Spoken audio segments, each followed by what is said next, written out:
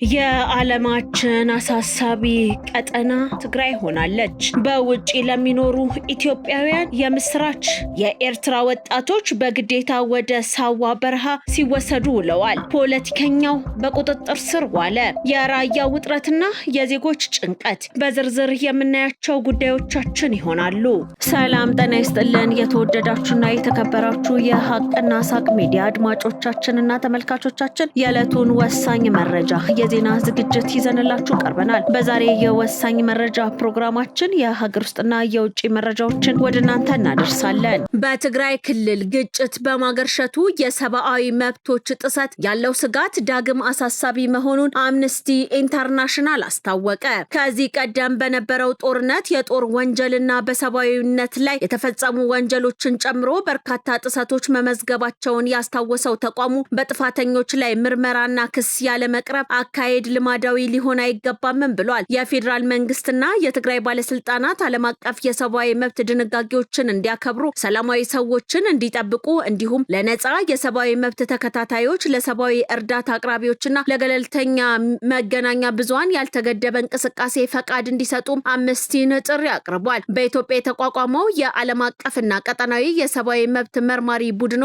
እንዲሁም የተባበሩት መንግስታት ድርጅት የኤክስፐርቶች ኮሚሽንና የአፍሪካ የሰብአዊና የህዝብ መብቶች ኮሚሽን እንዲሁም ሌሎች የሥራ ዘመናቸው ከተቋረጠ በኋላ ክትትሉ መዳከሙን አምነስቲ ጠቅሷል። በተጨማሪም ባለፉት 2 ወራት በትግራይ ክልል ባለስልጣናት በኩል ነጻ መገናኛ ብዙሃንን ማፈን፣ በሺዎች የሚቆጠሩ ሰዎችን ለግዳጅ ውትድርና መመልመልና የእንቅስቃሴ ገደቦች ማድረግ የመሳሰሉት አሰራሮች መስፋፋታቸውን የሰብአዊ መብት ተቋማት መዘገባቸውንም ድርጅቱ አውስቷል። ፖለቲከኛ አቶ አበበ አካሉ መታሰራቸው ተሰማ። በወቅታዊ ጉዳዮች ላይ ሰፋ ያለ ትንታኔ በመስጠትና በፓርቲ ፖለቲካ የሚታወቁት አቶ አበበ በትናንትናው ዕለት መታሰራቸውን የቤተሰብ ምንጮች ገልጸዋል። ፖለቲከኛው በምን ምክንያት እንደታሰሩ ያልታወቀ ሲሆን በአሁኑ ሰዓት ሜክሲኮ በሚገኘው የፌዴራል ፖሊስ እንደሚገኙም ቤተሰቦቻቸው ተናግረዋል።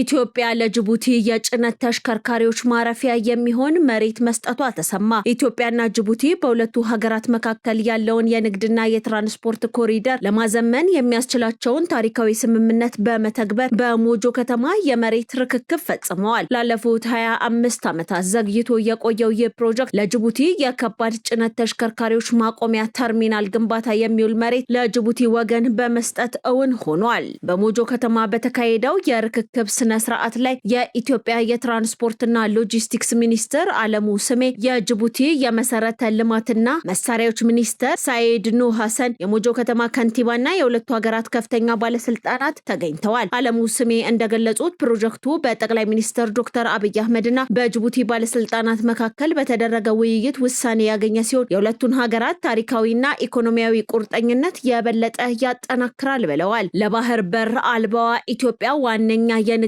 መስመር የሆነው የሞጆ ጅቡቲ ኮሪደር አዲሱ የከባድ መኪኖች ማቆሚያ ተርሚናል ሲገነባበት በትራፊክ መጨናነቅ ምክንያት ይባክን የነበረው ጊዜና ተጨማሪ ወጪ በእጅጉ ይቀንሳልም ተብሏል። ተጨማሪም ኢትዮጵያና ጅቡቲን የሚያገናኘውን የባቡር መስመር የጭነት አቅም እንደ አውሮፓውያን አቆጣጠር 2027 ወደ 6.2 ሚሊዮን ቶን ለማሳደግ ታቅዶ እየተሰራ እንደሚገኝም ነው የተገለጸው። በራያ ውጥረት መኖሩን ነዋሪዎች ተናገሩ። ከቀናት በፊት በሱዳን አዋሳኝ ሸረሪና በፌዴራል ኃይሎችና በህወሓት ታጣቂዎች መካከል የነበረ ግጭት ጋብ ቢልም በራያ አላማጣ ግንባር በኩል ግን ወታደራዊ ዝግጅቱና ፍጥጫ ማየሉን ነዋሪዎች ተናግረዋል። ስማቸው እንዳይጠቀስ የፈለጉ የአላማጣ ከተማ ነዋሪ የህወሓት ሰራዊት በራያ ግንባር በጨርጨር በቢሶበርና ሌሎች አካባቢዎች ተሰማርቷልም ብለዋል። ህወሓት ሰራዊቶች ብዙ አርሚዎች በራያ ግንባር አሰማርቷል ያሉት ነዋሪዎቹ የጦርነት ዝግጅት እንዲሁም መመሪያ ወርዶላቸዋልም ብለዋል። ዝግጅት ያለው አሁን በጨርጨር በኩልና ቢሶበር ነው ያሉት ነዋሪዎች በዛ ቦታ መርፌ አካባቢ ማለ ብለዋል። ከዚህ በዋጃ ቆቦ፣ በጃሮታ ጀምሮ በዳንያ ለኮ፣ ሰሌን ውሃ፣ በላይ በር፣ በባይዋባ ቁሙጋ አካባቢ ዝግጅቶች መኖራቸውንም ጠቅመዋል። የዋንጃ መስመርን ተከትሎ የራሳቸውን አርሚ አዘጋጅተዋልም ይላሉ። መካናይዝድ ጦርን በማንቀሳቀስ ቦታ እየያዙ መሆኑ መሆኑንም ገልጸዋል። አሁን ባለው ወታደራዊ ዝግጅትና እንቅስቃሴ ጦርነቱ በማንኛውም ጊዜ ሊጀመር ይችላል የሚሉት የራያ ወረዳ ነዋሪ ጦርነቱ በተጀመረ ቁጥር ጉዳት የሚደርሰው የራያ ማህበረሰብ በእጅጉ ነጻነቱ ይሻለዋልም ብለዋል። በሳውዲ አረቢያ በአስቸጋሪ ሁኔታ ውስጥ የነበሩ 1672 ኢትዮጵያውያን ወደ ሀገራቸው ተመለሱ። በሳውዲ አረቢያ በአስቸጋሪ ሁኔታ ውስጥ የነበሩ 1672 ኢትዮጵያውያን በሳምንቱ ውስጥ በተደረገ 8 ዙር በረራ ወደ ሀገራቸው ተመልሰዋል። ከተመላሾቹ መካከል 1670 ወንዶች፣ አንድ ሴት፣ አንድ ጨቅላ ህጻናት እንዲሁም እድሜያቸው ከ18 ዓመት በታች የሆኑ 34 ታዳጊ ወጣቶች ይገኙበታል። መስከረም 5 ቀን 2018 ዓ.ም በተጀመረው በዜጎች ወደ ሀገር ቤት የመመለስ ዘመቻ እስካሁን ከ90 ሺህ በላይ ኢትዮጵያውያን ወደ ሀገር ቤት ተመልሰዋል። የሴቶችና ማህበራዊ ጉዳይ ሚኒስቴር እንዳስታወቀው ህገወጥ የሰዎች ዝውውርን ለመከላከል የህብረተሰቡን ግንዛቤ ለማሳደግና ደህንነቱ የጠበቀ ፍልሰትን ለማበረታታት እየተሰራ ነውም ነው ያሉት። በተጨማሪም ከባለድርሻ አካላት ጋር በመቀናጀት ከተመላሾች በአየር ማረፊያና በማቆያ ማዕከላት አስፈላጊውን ድጋፍ በማድረግ ከቤተሰቦቻቸው ጋር የማቀላቀል ስራ ተጠናክሮ እንደሚቀጥልም ተገልጿል። የእዙ ግብርና ዳይሬክተር ፍራፍሬና የጓሮ አትክልቶችን በ24 ሄክታር መሬት ላይ እያለማ መሆኑ ተገለጸ። የኢፌድሪ መከላከያ ሰራዊት ሐምሌ 28 ቀን 2018 ዓ.ም የልዩ ዘመቻዎች እዝ ግብርና ዳይሬክተር በ24 ሄክታር መሬት ላይ ፍራፍሬና የተለያዩ የጓሮ አትክልቶችን እያለማ እንደሚገኝ የዳይሬክተሩ ምክትል ኃላፊ ኮሎኔል ብርሃኔ ሂድሮም ገልጸዋል። ኃላፊው እንደገለጹት የእዙ ግብርና ዳይሬክተሬት ከእርሻ ስራ ጎን ለጎን በርካታ ፍየሎችንና የቀንድ ከብቶችን እያረባና እያደለበ የሚገኝ ሲሆን በአጠቃላይ የግብርና ስራው ለበርካታ የአካባቢው ወጣቶች የስራ ዕድልን በመፍጠር ተጠቃሚ ማድረግ ችሏልም ብለዋል። በገበያ ያለው የዋጋ ንረት በኑሮ ላይ ተጽዕኖ እንደሚያስከትል ምርቱን በተመጣጣኝ ዋጋ ለሰራዊቱ ቤተሰብ በማቅረብ ተጠቃሚ ማድረጉን ኮሎኔል ብርሃኔ ሂድሮም ተናግረዋል። የአካባቢውን ገበያ በማረጋጋት ስራ ውስጥም የግብርና ዳይሬክተሩ የራሱን ሚና መጫወቱን ገልጸዋል። በቀጣይ 2019 ዓ.ም የምርት ዘር ጥምር የግብርና ስራውን በማስፋት ሰራዊቱንና የሰራዊቱን ቤተሰብ በተሻለ ደረጃ ተጠቃሚ ለማድረግ እንደሚሰራም አብራርተዋል።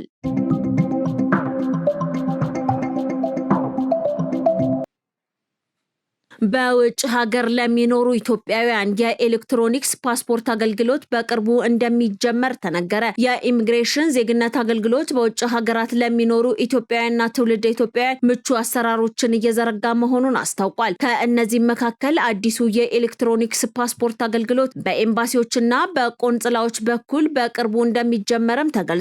የኢሚግሬሽንና ዜግነት አገልግሎት ህዝብ ግንኙነት ዳይሬክተር አቶ አምቦ መቃሳ እንደገለጹት ከሆነ ለዲያስፖራው የሚሰጠው አገልግሎት እንዲቀላጠፍ አዲስ ድረ-ገጽ ተዘጋጅቷልም ብለዋል። ይህ ድረ-ገጽ ተገልጋዮች ባሉበት ሀገር ሳይገደቡ የፓስፖርት እድሳትና ሌሎች ተያያዥ ጉዳዮችን በቀላሉ እንዲያከናውኑ የሚያስችል ነው ብለዋል። የቢጫ ካርድ ባለቤቶች ቀደም ሲል በሀገር ውስጥ ኢንቨስት የማድረግና የመንቀሳቀስ መብት ያላቸው በመሆኑ አዲሱ የጎልደን ቪዛ የግድ አስፈላጊ ላይሆን እንደሚችልም ጠቁመዋል። እነዚህ ቅርንጫፎች በሁሉም የሀገሪቱ ክፍሎች የሚገኙ በመሆናቸው ተገልጋዮች ወደ አዲስ አበባ ሳይመጡ በአቅራቢያቸው አገልግሎት እንዲያገኙ ያስችላቸዋልም ተብሏል። ከፓስፖርት ባለፈ የነዋሪነት ፈቃድና የቪዛ አገልግሎቶችም ሙሉ በሙሉ በዲጂታል መንገድ እየተሰጡ ይገኛሉም ብለዋል።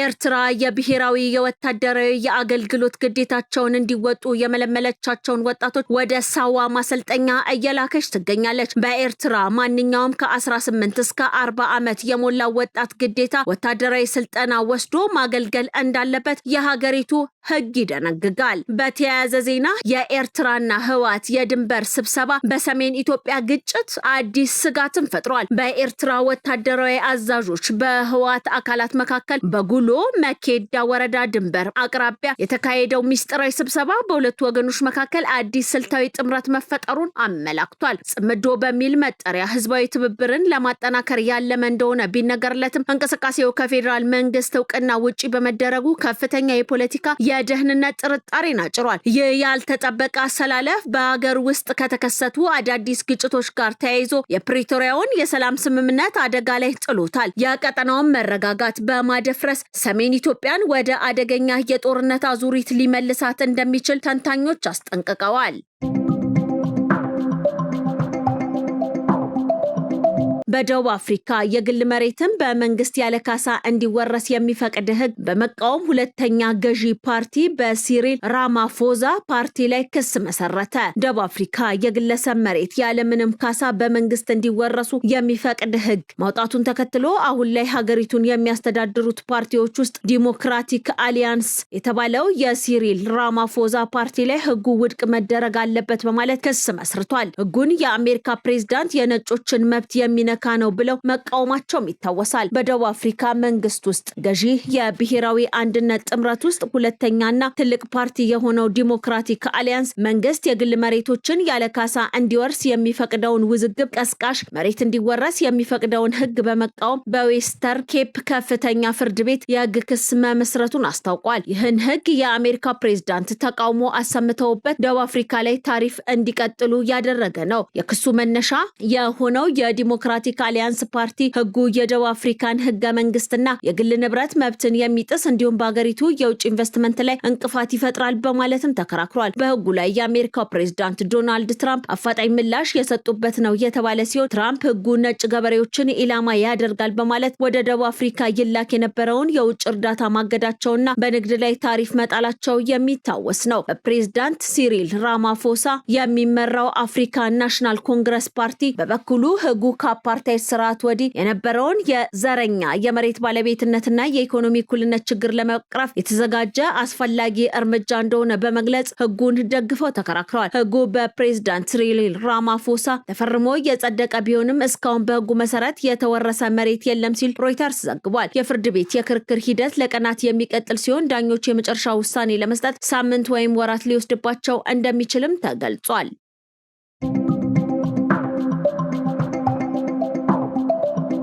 ስደተኞች ከሞሮኮ ወደ ስፔን የተሻገሩበትን ክስተት ተከትሎ የአውሮፓ ህብረት ድንበሮች እንዲጠናከሩ አሳሰበ። የህብረቱ ኮሚሽን ፕሬዝዳንት ኡርሱላ ቮን ዲር ሊየን የድንበሮች ደህንነትን ለማስከበር የትብብር እርምጃ እንዲወሰድ አሳስበዋል። ፕሬዝዳንቷ ይህንን ያሉት ባለፈው ሳምንት በ10 ሺዎች የሚቆጠሩ ስደተኞች ከሞሮኮ ወደ ስፔን መሻገራቸውን ተከትሎ ነው። አሁን ላይ ተሻግረው የነበሩ 69500 ገደማ ስደተኞች ወደ ሞሮኮ መመለሳቸው ተገልጿል። ስደተኞቹ በዋናና በእግር የስፔን ግዛት ወደ ሆነችው ሲዩታ ለመግባት በሚሞክሩበት ጊዜ በስፔን በኩል 72 ሰዎች ሲሞቱ በሞሮኮ በኩል ደግሞ 11 ሰዎች ህይወታቸው አልፏል። የአውሮፓ ህብረት የውስጥ ጉዳይ ሚኒስትሮችም በጉዳዩ ላይ ለመወያየት ዛሬ ማክሰኞ በቪዲዮ አስቸኳይ ስብሰባ ያካሂዳሉ። አስቸኳይ ስብሰባው የተጠራው በሲዩታ የታየው ክስተት በተወሰኑ የአውሮፓ ህብረት አባል ሀገራት መካከል ያለውን ግንኙነት ውጥረት ውስጥ ከከተተው በኋላ ነው።